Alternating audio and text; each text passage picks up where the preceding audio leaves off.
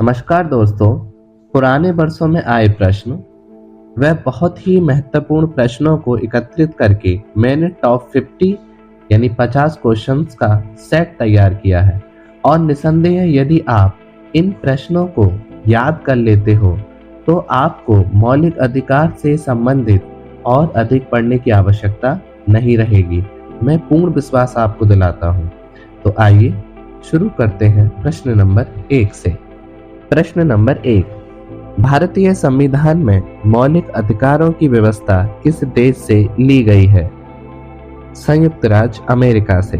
प्रश्न नंबर 2, भारतीय मूल संविधान में कितने मौलिक अधिकारों की व्यवस्था थी? 7 मौलिक अधिकारों की। प्रश्न नंबर 3, वर्तमान में कितने मौलिक अधिकार हैं? तो वर्तमान में 6 मौलिक अधिकार हैं।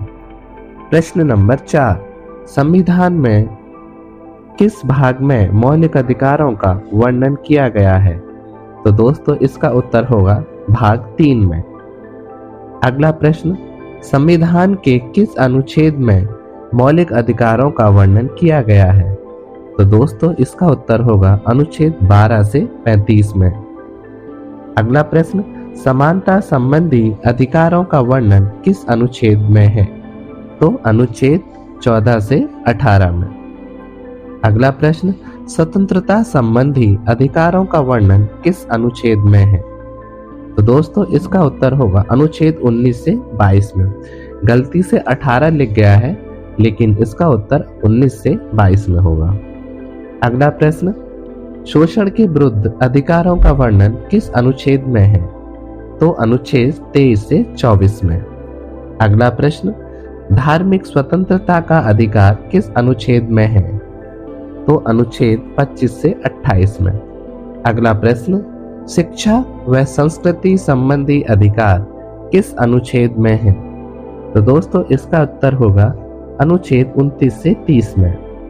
अगला प्रश्न, विधि के समक्ष समानता का वर्णन किस अनुच्छेद में वर्णित है? तो दोस्तों इसका उत्तर होगा अनुच्छेद 14 में।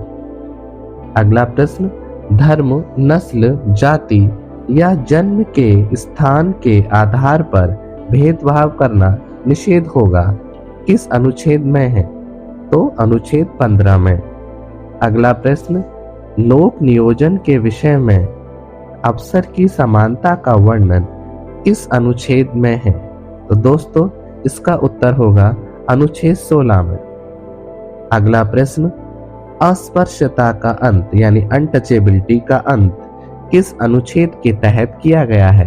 तो अनुच्छेद 17 के तहत। अगला प्रश्न दोस्तों, उपाधियों का अंत किया जाएगा यह वर्णन किस अनुच्छेद में है?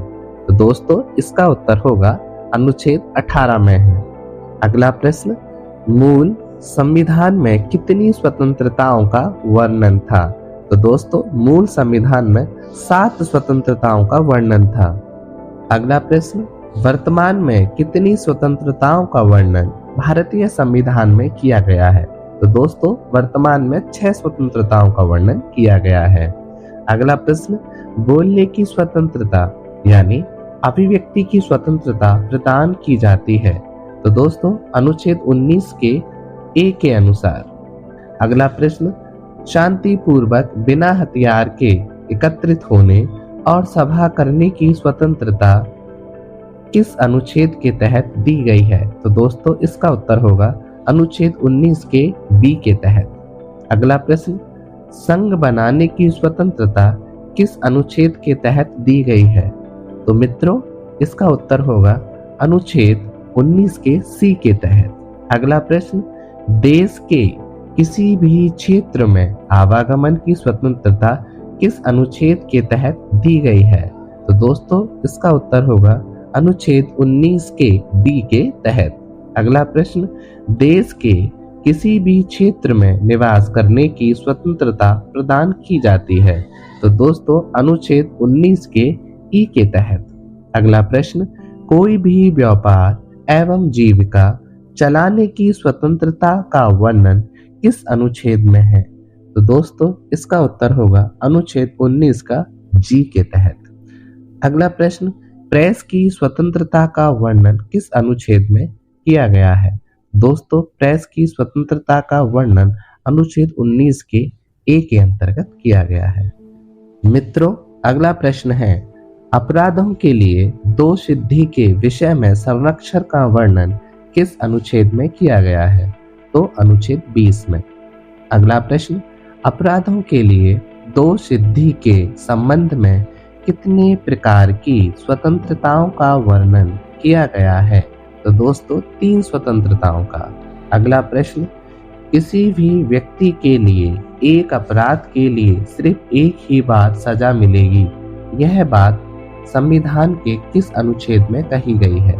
तो दोस्तों, यह बात संविधान के अनुच्छेद 20 में कही गई है।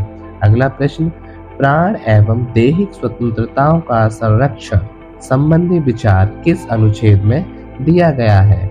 अनुच्छेद 21 में। अगला प्रश्न, राज्य 6 से 14 वर्ष के आयु के समस्त बच्चों को ऐसे ढंग से जैसा कि राज्य विधि द्वारा अवधारित है करे का वर्णन किस अनुच्छेद में है? अर्थात 6 से 14 वर्ष तक के आयु के बच्चों के लिए निःशुल्क व अनिवार्य शिक्षा की व्यवस्था की जाएगी। तो दोस्तों, इसका वर्णन संविधान के अनुच्छेद 21 के क में है। अगला प्रश्न, निःशुल्क एवं अनिवार्य शिक्षा का प्रावधान 6 से 14 वर्ष तक के आयु के बच्चों के लिए किस संविधान संशोधन के तहत किया गया? तो दोस्तों, 86वां संविधान संशोधन 2002 के तहत। अगला प्रश्न, गिरफ्तारी व निरोध में संरक्षण का वर्णन संविधान में कहां पर किया गया है? तो दोस्तों, अनुच्छेद 22 में। अगला प्रश्न, यदि किसी व्यक्ति को मनमाने ढंग से हिरासत में लिया गया हो तो उसे हिरासत में लेने का कारण वर्णन भारतीय संविधान में कहां किया गया है? अनुच्छेद 22 में। अगला प्रश्न, किसी व्यक्ति को हिरासत में लेने के बाद 24 घंटे के अंदर आने जाने के समय को छोड़कर उसे दंडाधिकारी के समक्ष पेश किया जाएगा, अनुच्छेद 22 के अनुसार। अगला प्रश्न, हिरासत में लिए गए व्यक्ति को अपने पसंद के वकील से सलाह लेने का अधिकार होगा का वर्णन किस अनुच्छेद में है? तो मित्रों, इसका वर्णन अनुच्छेद 22 में ही है। अगला प्रश्न, निवारक निरोध का वर्णन भारतीय संविधान में कहां पर किया गया है? तो दोस्तों, अनुच्छेद 22 के खंड 3, 4, 5 और 6 में। अगला प्रश्न, कोटा कानून को कब लागू किया गया था? तो दोस्तों, 25 अक्टूबर 2001 को। अगला प्रश्न, मानव के दुर्व्यापार और बलात् श्रम का प्रतिषेध का वर्णन किस अनुच्छेद में किया गया है? तो दोस्तों, अनुच्छेद 23 में। अगला प्रश्न, 14 वर्ष से कम आयु वाले बच्चों को कारखानों या अन्य किसी जोखिम भरे काम पर नियुक्त नहीं किया जा सकता, अनुच्छेद 24 के अनुसार। अगला प्रश्न, कोई भी व्यक्ति किसी भी धर्म को मान सकता है तथा उसका प्रचार प्रसार कर सकता है का वर्णन कहां पर किया गया है? तो दोस्तों, इसका वर्णन अनुच्छेद 25 में किया गया है। फ्रेंड्स, अगला प्रश्न, धार्मिक कार्यों के प्रबंधन की स्वतंत्रता का वर्णन भारतीय संविधान में कहां पर किया गया है? तो अनुच्छेद 26 में। अगला प्रश्न, राज्य किसी भी व्यक्ति को ऐसे कार्य देने के लिए बाध्य नहीं कर सकता जिसकी आय किसी विशेष धर्म अथवा धार्मिक संप्रदाय की उन्नति या पोषण में व्यय करने के लिए विशेष रूप से निश्चित कर दी गई है। तो दोस्तों, यह संपूर्ण वर्णन अनुच्छेद 27 के अंतर्गत है। अगला प्रश्न, राज्य विधि से पूर्णतः पोषित किसी शिक्षा संस्था में धार्मिक शिक्षा को नहीं देगा का वर्णन भारतीय संविधान में कहां पर किया गया है?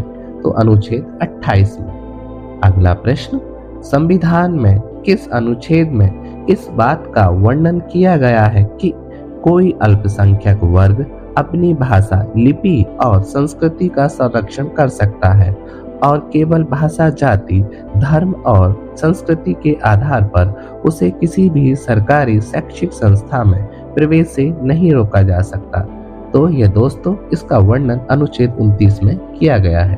फ्रेंड्स, अगला प्रश्न, शिक्षा संस्थाओं की स्थापना और प्रशासन करने का अल्पसंख्यक वर्ग को पूर्ण अधिकार दिया जाए, उनके साथ किसी भी आधार पर किया गया भेदभाव निषेध होगा। इसका वर्णन अनुच्छेद 30 में है।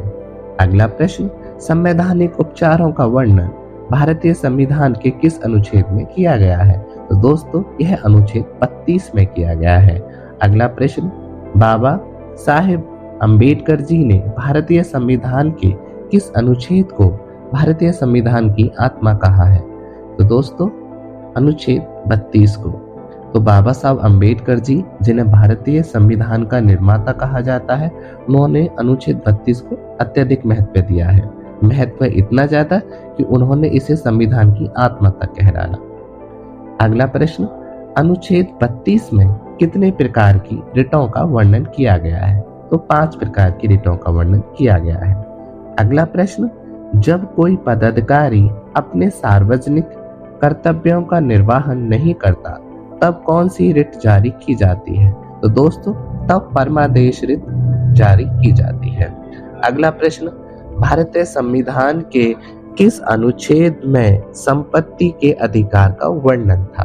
तो दोस्तों अनुच्छेद 31 में संपत्ति के अधिकार का वर्णन किया गया था। अगला प्रश्न, वर्तमान में संपत्ति के अधिकार की स्थिति भारतीय संविधान में क्या है? तो दोस्तों अब भारतीय संविधान के अनुच्छेद 300A के अंतर्गत एक विधिक अधिकार के रूप में संपत्ति के अधिकार को स्थापित कर दिया गया है। तो दोस्तों ये थे भारतीय संविधान के मूल अधिकार से संबंधित 50 प्रश्न, और ये ऐसे प्रश्न हैं कि यदि आप इन प्रश्नों को याद कर लेते हैं तो आपको मौलिक अधिकार से संबंधित अन्य किसी शायद जानकारी की आवश्यकता पड़े। तो ऐसे ही मेरे साथ जुड़े रहिए। आपसे मिलते हैं कुछ अन्य महत्वपूर्ण प्रश्नों के साथ, जिसमें हम आपसे डिस्कस करेंगे संविधान के कुछ महत्वपूर्ण अनुच्छेदों के विषय में। तब तक के लिए हमसे जुड़े रहिए। धन्यवाद।